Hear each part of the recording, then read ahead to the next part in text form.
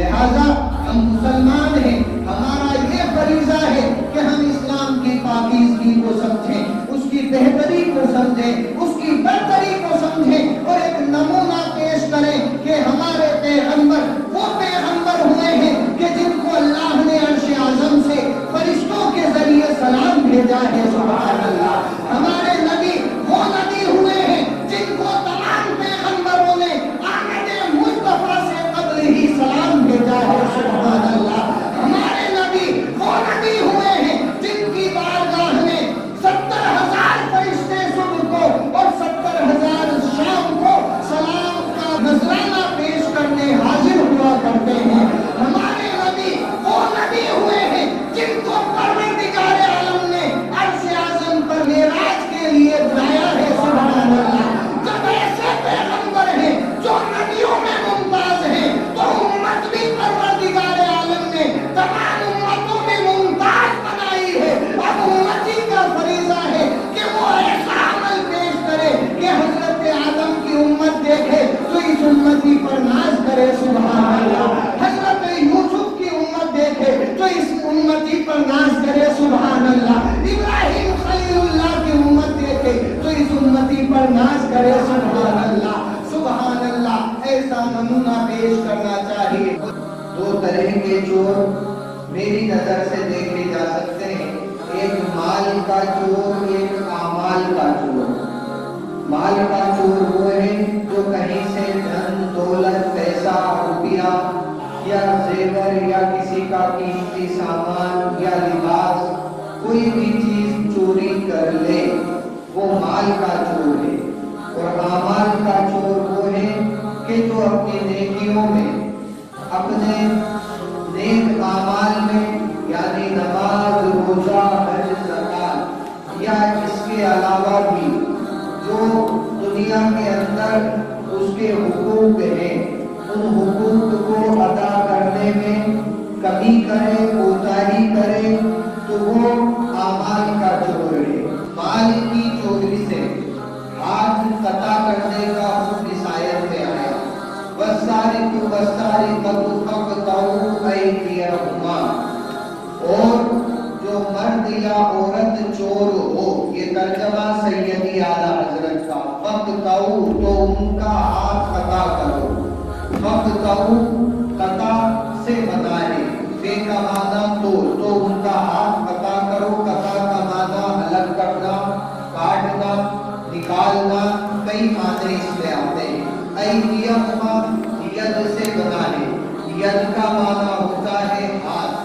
اگر اس کی تفسیر آپ دیکھنا چاہیں تو قرآن عظیم میں سورہ فتح 26ویں پارے کے اندر اس کی آیت نمبر 10، ان الذین یبایعونک انما یبایعون اللہ ید اللہ فوق ایدیہم۔ ید اللہ، اللہ کا ہاتھ، ید اللہ، اللہ کا ہاتھ۔ ید کا معنی ہاتھ، اللہ کا ذاتی نام اللہ، لہذا یہاں پر ایدیہما میں ید سے معنی ہاتھ ہے، اور ہما دونوں کے لیے آیا، دونوں مرد اور عورت۔ فَاقْطَعُوا أَيْدِيَهُمَا تو ان کا ہاتھ قطع کرو، جزاءً بما کسبا ان کے کیے کا بدلہ۔ کیا کیے کا بدلہ؟ جو انہوں نے چوری کی ہے اس کا بدلہ، یہ قرآن کا حکم ہے۔ لیکن آج ایک واضح بات آپ حضرات سماعت کر لیں، قرآن میں جتنے بھی احکام بیان ہوئے چور کے لیے، زانی کے لیے یا کسی اور طرح سے گناہ کرنے والے کے لیے، وہ عام انسان کے لیے بیان نہیں ہوئے۔ یعنی یہاں بیان ہوا فَاقْطَعُوا أَيْدِيَهُمَا تو ان کا ہاتھ قطع کرو، اللہ نے حکم کر دیا۔ لیکن اس کا معنی یہ نہیں ہو گیا کہ ہر چلتا پھرتا انسان ہی چور کا ہاتھ قطع کرنے لگ جائے۔ یہ حکم نافذ ہوتا ہے جو حاکم ہے اس کے لیے، جو شریعت کا احکام جانے، عمل کرے اور اس حکم پر نافذ ہو، یعنی بادشاہ وقت جو اسلامی حکومت ہو، وہاں یہ حکم نافذ ہوتا ہے۔ یوں نہیں کہ ہر انسان ہی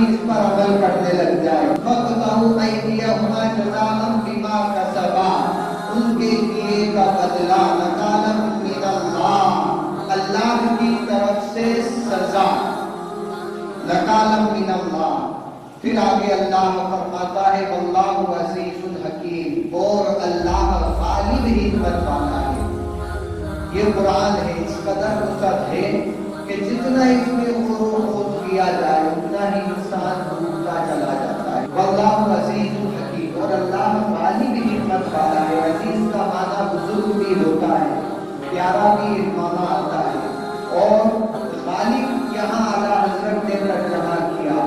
حاکم، حکیم کا معنی حکمت والا، یعنی غالب حکمت والا ہے۔ یہاں اللہ نے چور اور اس کی سزا کا ذکر کیا، پھر فرمایا اللہ غالب حکمت والا ہے، یعنی اللہ نے چور اور سزا کا ذکر کر کے بتا دیا ہے کہ اس میں صرف یہ سزا نہیں ہے بلکہ اس میں بے حساب حکمتیں ہیں جو تم نہیں سمجھ سکتے، صرف پروردگار عالم سمجھتا ہے۔ غالب حکمت والا ہے، یعنی وہ تو سمجھ رہا ہے، وہ کوئی دوسرا نہیں سمجھ سکتا کہ اگر کسی ایک کو سزا دے دی جائے تو ہزار ایسے لوگ گناہ سے باز آ جاتے ہیں جو گناہ کرنا چاہتے ہیں کہ فلاں کو سزا ہو گئی، مجھے بھی سزا ہو سکتی ہے، لہذا ہزاروں کو گناہ کرنے سے بچانے کے لیے ایک کو اسلام نے سزا دینے کا حکم فرمایا جس نے گناہ کیا ہے۔ یہاں یہ بات سمجھ لی جائے، ایک اور بہت پیاری بات مجھے یاد آتی ہے۔ گناہ دنیا میں کروڑوں طرح کے ہوتے ہیں اور نیکیاں بھی بے حساب طرح کی ہیں، لیکن گناہ کے اور نیکی میں بڑا فرق ہے۔ یہاں اللہ نے جو حکم فرمایا چور ہو، یعنی چوری ثابت ہو جائے اس پر، یعنی اب وہ چور ثابت ہو گیا تب یہ سزا بتائی گئی فقطعوا، کہ ان کا ہاتھ قطع کرو، ایدیہما۔ اللہ نے چوری ثابت ہونے کے بعد سزا مقرر فرمائی قرآن عظیم میں۔ یہ حسن اسلام ہے کہ جب تک کوئی گناہ گار کسی گناہ کا ارادہ کرے، کسی نے چوری کا ارادہ کیا یا کسی کو جان سے مار دینے کا ارادہ کیا یا کسی پر ظلم کرنے کا ارادہ کیا، تو اسلام کا حسن دیکھیے، اسلام کی سچائی اور اچھائی دیکھیے کہ محض ارادہ کرنے سے اس پر گناہ عائد نہیں آتا، یعنی جو بھی انسان ہے اس کے داہنے کندھے پر اور بائیں کندھے پر دونوں جگہ فرشتے بیٹھے ہوئے ہیں، ایک کا نام کرامن ہے، دوسرے کا کاتبین ہے۔ 24 گھنٹے یہ فرشتے موجود رہتے ہیں، دونوں کے ہاتھ میں دفتر ہے، یعنی رجسٹر ہے، قلم ہے، لکھتے رہتے ہیں۔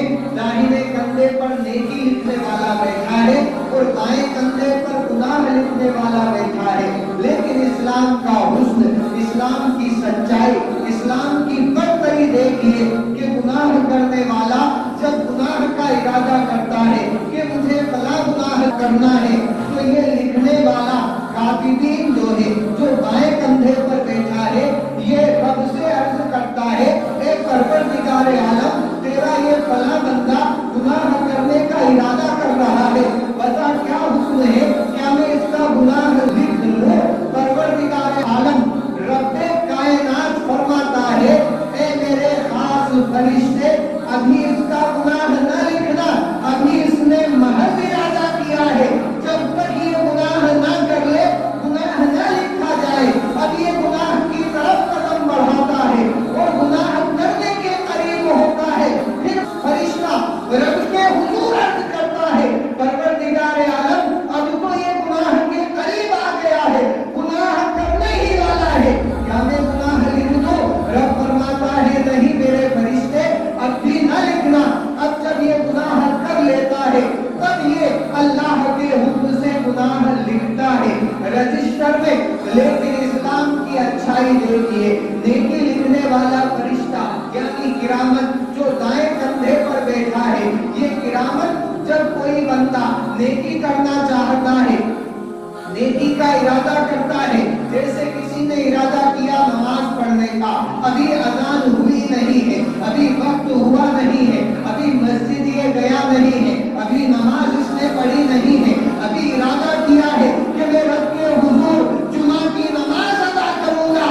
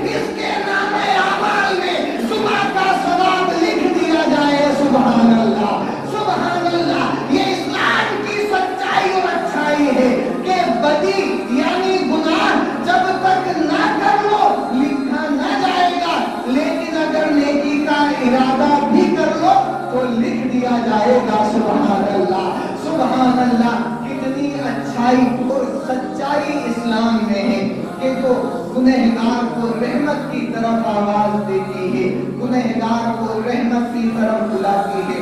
लिहाजा यहाँ परवरदिगार आलम ने फरमाया वल्लाहु अज़ीज़ुन हकीम, अल्लाह गालिब हिकमत वाला है। यानी वो जो गुनहगार है, जिसने चोरी की है, यहाँ चोर का जिक्र हो रहा है, जिसने चोरी की है उसको सजा दी जाए।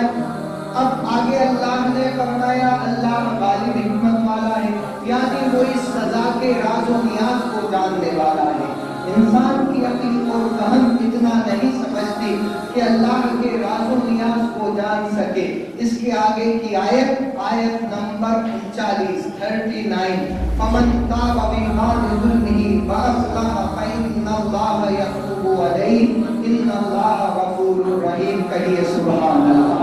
अल्लाह फरमाता है तो जो अपने जुल्म के बाद तौबा करे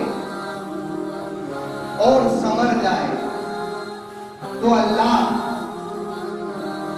अपनी मेहर से उसको माफ फरमाएगा। कहिए सुभान अल्लाह।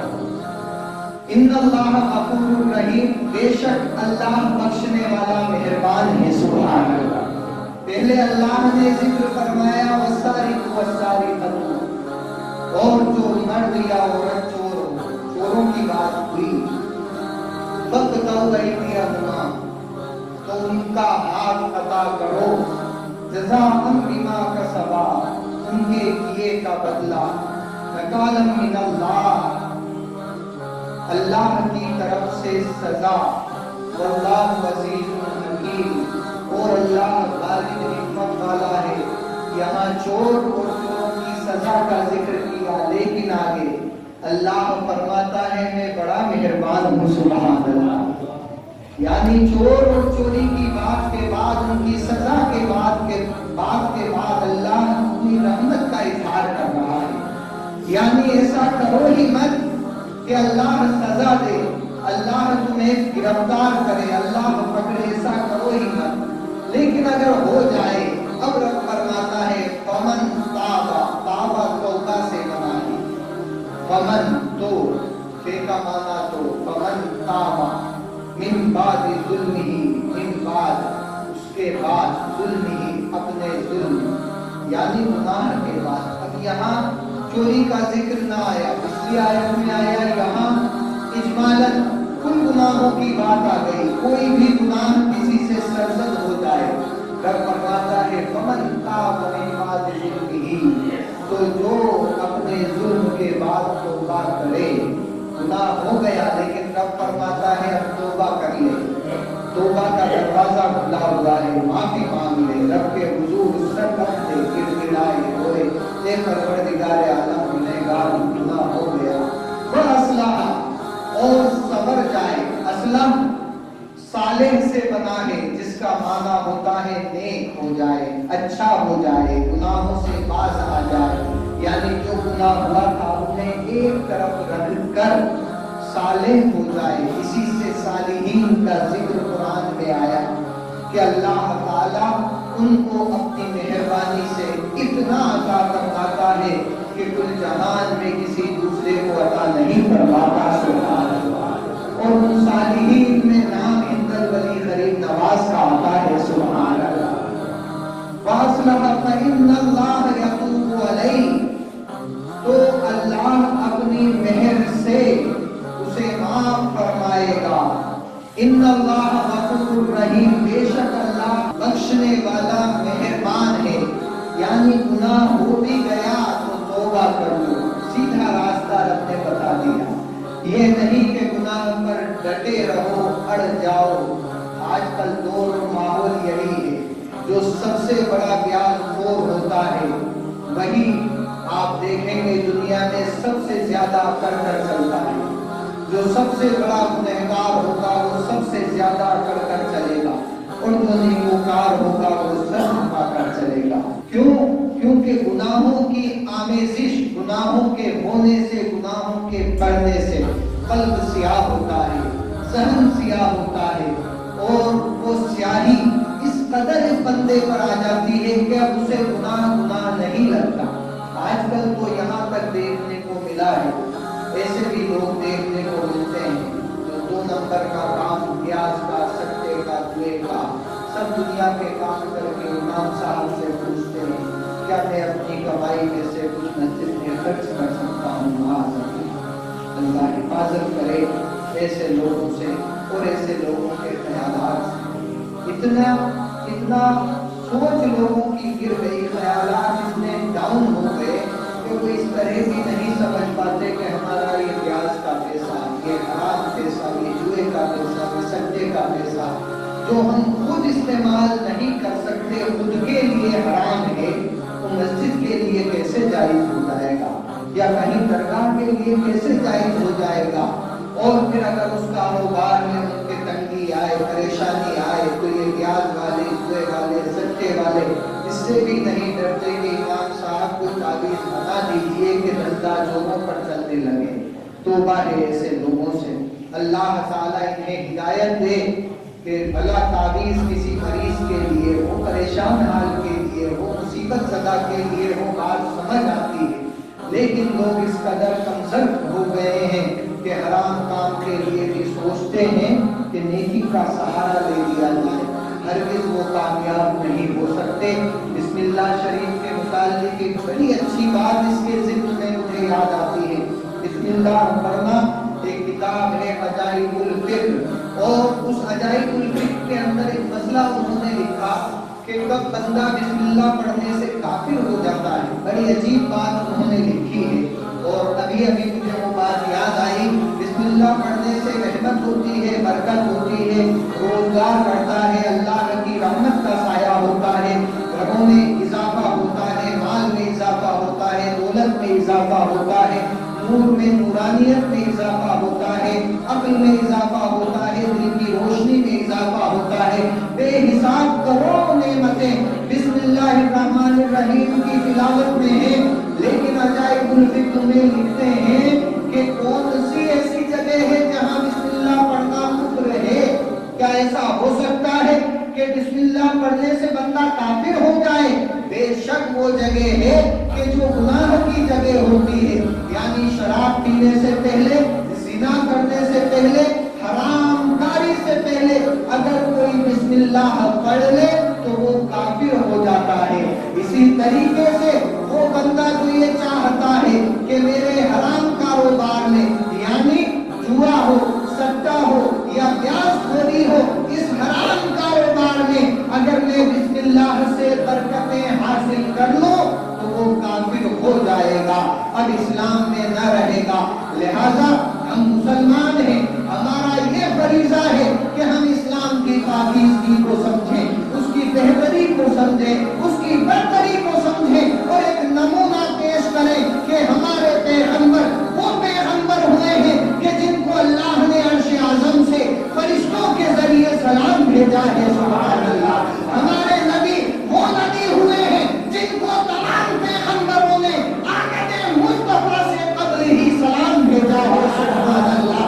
ہمارے نبی وہ نبی ہوئے ہیں جن کی بارگاہ میں 70,000 فرشتے صبح کو اور 70,000 شام کو سلام کا نذرانہ پیش کرنے حاضر ہوا کرتے ہیں۔ ہمارے نبی وہ نبی ہوئے ہیں جن کو پروردگار عالم نے عرش اعظم پر معراج کے لیے بلایا ہے۔ سبحان اللہ۔ جب ایسے پیغمبر ہیں جو نبیوں میں ممتاز ہیں تو امت بھی پروردگار عالم نے تمام امتوں میں ممتاز بنائی ہے۔ اب امتی کا فریضہ ہے کہ وہ ایسا عمل پیش کرے کہ حضرت آدم کی امت دیکھے تو اس امتی پر ناز کرے۔ سبحان اللہ۔ حضرت یوسف کی امت دیکھے تو اس امتی پر ناز کرے۔ سبحان اللہ۔ ابراہیم خلیل اللہ کی امت دیکھے تو اس امتی پر ناز کرے۔ سبحان اللہ۔ سبحان اللہ۔ ایسا نمونہ پیش کرنا چاہیے، اور اسلام نے جن چیزوں سے منع فرمایا، پرفیکٹ بات آپ سمجھ لیں، جو چیز اسلام نے کہہ دیا نہ تو وہ پھر نہ ہے، اس میں آپ کی گنجائش نہیں ہے، حال میں کرنے کی ضرورت نہیں ہے، ایسے نہیں ایسے کرو، ہرگز نہیں۔ اور اسلام نے کہہ دیا نہ تو کروڑوں سال ہو جائیں گے، اس چیز میں کبھی بھلائی نہیں ہو سکتی۔ اسلام نے ने जिसको ना कह दिया सिवाय बुराई के, लिहाजा इस्लाम के अमल को समझें। आगे आयत आती है अलम तालम अन्नल्लाह लहू मुल्कुस समावाति वल अर्द। अल्लाह ताला फरमाता है क्या तुझे मालूम नहीं? तो सीधे लफ्जों में तर्जमा, क्या तुम नहीं जानते, तुम्हें मालूम नहीं। अलम तालम, तालम इल्म से बना है, यानी जानकारी से बना है। क्या तुम्हें पता नहीं, तुम्हें मालूम नहीं? अल्लाह ताला फरमाता है अन्नल्लाह लहू मुल्कुस समावाति वल अर्द। अल्लाह के लिए है आसमानों और जमीन की बादशाही, सुभान अल्लाह। यानी वो अकेला बादशाह है, तमाम आसमानों और जमीन का उसी की हुक्मरानी है। अब यहाँ ये पैगाम दिया जा रहा है कि तुम गुनाह कर लो, गुनाह सरसद हो जाए तो तौबा कर लो, अल्लाह गालिब हिम्मत वाला है, माफ फरमा देगा। फिर अल्लाह फरमाता है अल्लाह लहू मुल्कुस समावाति वल अर्द। क्या तुझे मालूम नहीं अल्लाह ही के लिए है आसमानों और जमीन की बादशाही। यानी गुनाह करके अगर तुम चाहो कि इस जमीन से कहीं निकल जाओगे तो नहीं निकल सकते, क्योंकि बादशाह परवरदिगार आलम है, सुभान अल्लाह। हरगिज़ नहीं जा सकते। जमीन से अगर कोई कहे कि मैं परवाज करके आसमानों में चला जाऊंगा, और ये कुरान की आयत देखिए, हुस्ने कुरान, सुभान अल्लाह। पेशगी में बुलंद आवाज से कहें सुभान अल्लाह, और बुलंद आवाज से कहें कुरान का हुस्न देखिए। आज तो तैयारा यानी जहाज आसमान में उड़ रहा है, जिसे हवाई जहाज कहा जाता है, हेलीकॉप्टर, मिसाइल कहा जाता है। 1400 बरस पहले जब ये कुरान की आयत नाजिल नहीं हुई, उससे पहले यह नाजिल हुई उस मौके पर ना तो आसमान में कोई हेलीकॉप्टर उड़ता था, ना कोई ड्रोन उड़ता था, ना कोई हवाई जहाज उड़ता था, ना कोई तैयारा था, ना आसमान में कोई मिसाइल गई थी। 1400 साल पहले ये आयत नाजिल हुई। जमीन और आसमानों की हुकूमत और उसकी मिल्कियत अल्लाह की है। आज 1400 साल बाद अगर आसमानों का जिक्र ना होता, महज जमीन का जिक्र होता, तो बंदा कहता अल्लाह अगर जमीन का मालिक है, मैं आसमानों में चला जाऊंगा, क्योंकि तब तो आसमानों में जहाज ना उड़ा करते थे, हवाई जहाज ना जाया करते थे। आज मैं जमीन छोड़कर आसमानों में चला जाऊंगा। रब फरमाता है तू बाद में जाएगा, हमारी हुक्मरानी तो पहले से आसमानों पर है, सुभान अल्लाह। यानी 1400 साल पहले कुरान ने साबित कर दिया कि इंसान की वुसअत जहां तक वो होगी, वहां तक अल्लाह की बादशाहत है, सुभान अल्लाह, सुभान अल्लाह। अल्लाह फरमाता है युअज़्ज़िबु मन यशा व यग़फ़िरु लिमन यशा। जिसे चाहे सजा देता है और जिसे चाहे बख्शता है। युअज़्ज़िब अज़ाब से बना है, मन यशा, यशा मर्जी, अल्लाह की मर्जी, जिसे चाहे सजा देता है। व यग़फ़िर, यग़फ़िर जो है वो माफ फरमाने से, गफूर से यग़फ़िर है, यानी अल्लाह बख्शने वाला है। लिमन यशा, अपनी मर्जी से जिसे चाहे माफ फरमाता है। अल्लाह फरमाता है वल्लाहु अला कुल्ली शैइन कदीर, और अल्लाह सब कुछ कर सकता है, सुभान अल्लाह। लिहाजा बंदे को चाहिए कि तौबा कर ले। और एक हसीन बात मुझे याद आती है कि क़यामत में, रोज़े हश्र में, अहले सुन्नत वल जमात का अकीदा है कि गुनहगार अपने नबी पाक सल्लल्लाहु अलैहि वसल्लम के दामन में छुप जाएंगे, सुभान अल्लाह, दामन में छुप जाएंगे। इतराज करने वाले इतराज करते हैं नबी का दामन कितना बड़ा है, तुम छुप जाओगे। जैसे हमारा जुब्बा, अगर कोई ज्यादा ढीला ढाला पहन ले, 2 जने छुप जाए, 4 छुप जाए। नबी का दामन इतना कितना बड़ा होगा, करोड़ों गुनहगार छुप जाएंगे। और फिर इस उम्मत के और दूसरी उम्मत के, तीसरी उम्मत के, तमाम अंबिया की उम्मत के गुनहगार हमारे नबी के दामन में कैसे समा जाएंगे। एक हदीस सुनिए, अव्वल मा खलक़ल्लाहु नूरी, हजरत जाबिर रज़ियल्लाहु तआला अन्हु से रिवायत है। मेरे नबी से उन्होंने सवाल किया, नबी ने फरमाया अव्वल मा खलक़ल्लाहु नूरी, अव्वल सबसे पहले मा खलक़ल्लाह, अल्लाह ने पैदा नहीं किया मगर नूरी, मेरे नूर को, यानी अल्लाह ने सबसे पहले मेरे नूर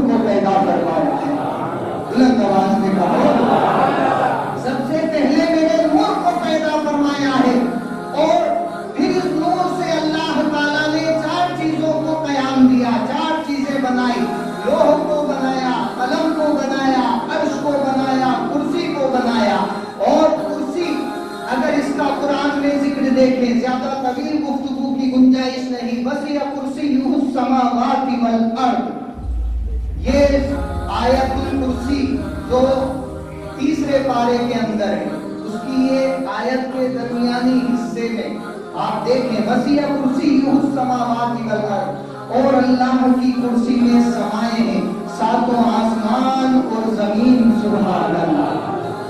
کیا سمائے ہیں؟ ساتوں آسمان اور زمین اللہ کی کرسی میں سمائے ہیں. کرسی بنائی ہمارے نبی کے نور سے، لوح بنایا ہمارے نبی کے نور سے، قلم بنایا ہمارے نبی کے نور سے، عرش بنایا ہمارے نبی کے نور سے.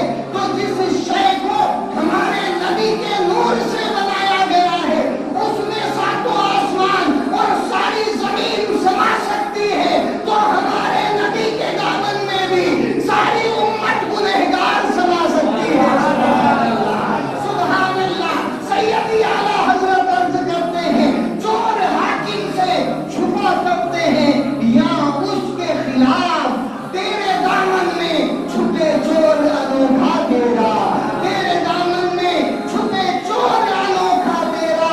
اور ایک نے کیا میرے عصیاں کی، میرے گناہوں کی حقیقت کتنی، ایک نے کیا میرے گناہوں کی حقیقت کتنی، مجھ سے 100 لاکھ کو کافی ہے اشارہ تیرا، مجھ سے 100 لاکھ کو کافی ہے اشارہ تیرا. اور تیرے صدقے فقط ایک بوند بہت ہے تیری، تیرے صدقے فقط ایک بوند بہت ہے تیری. جس دن اچھوں کو ملے جام چھلکتا تیرا، جس دن اچھوں کو ملے جام چھلکتا تیرا. اور میں تو مالک ہی کہوں گا کہ ہو مالک کے حبیب، میں تو مالک ہی کہوں گا کہ ہو مالک کے حبیب. یعنی محبوب و محب میں نہیں میرا تیرا، یعنی محبوب و محب میں نہیں میرا تیرا. اور تیرے ٹکڑوں پہ پلے یا رسول اللہ، تیرے ٹکڑوں پہ پلے غیر کی ٹھوکر پہ نہ ڈال، تیرے ٹکڑوں پہ پلے غیر کی ٹھوکر پہ نہ ڈال. جھڑکیاں کھائیں کہاں چھوڑ کے صدقہ تیرا، جھڑکیاں کھائیں کہاں چھوڑ کے صدقہ تیرا. اے گناہگار امتیوں، اگر بخشش کا پروانہ چاہیے تو در بدر بھٹکنے کی ضرورت نہیں، دامن مصطفیٰ سے وابستہ ہو جاؤ، دنیا بھی آباد ہو جائے گی اور آخرت میں بھی کامیاب ہو جاؤ. یہی ایک ایسا وظیفہ ہے جو ہماری حیثیت، ہماری اوقات، ہماری تقدیر، ہر ایک شے کو بدل سکتا ہے. میں فقط خاک ہوں مگر محمد سے ہے نسبت میری، میں فقط خاک ہوں مگر محمد سے ہے نسبت میری. یہ ایک رشتہ ہے جو میری اوقات بدل دیتا ہے، یہ ایک رشتہ ہے جو میری اوقات بدل دیتا ہے. لہذا آج تک ہم نے یہ 3 آیتیں آج وساری قبول سے شروع ہوئی، 38 سورہ المائدہ کی 39 اور 40 نمبر، یہ تینوں اور ان کا ترجمہ اور چند تفسیر مکمل تو ہرگز ہم کر ہی نہیں سکتے، ہماری حیثیت و اوقات نہیں. اللہ نے کروڑوں راز پنہا رکھے ہیں قرآن میں. ایک حدیث کا بیان کرنے میں عالموں کو صدیاں گزر گئی لیکن وہ بیان مکمل نہ ہو سکا. سبحان اللہ. تو پورے قرآن کا کہاں کس کی بات ہے، لیکن اللہ جتنی توفیق ہمیں دے دے اور جس قابل ہمیں بنائے، یہ اس کی عنایت، مہربانی، کرم ہے.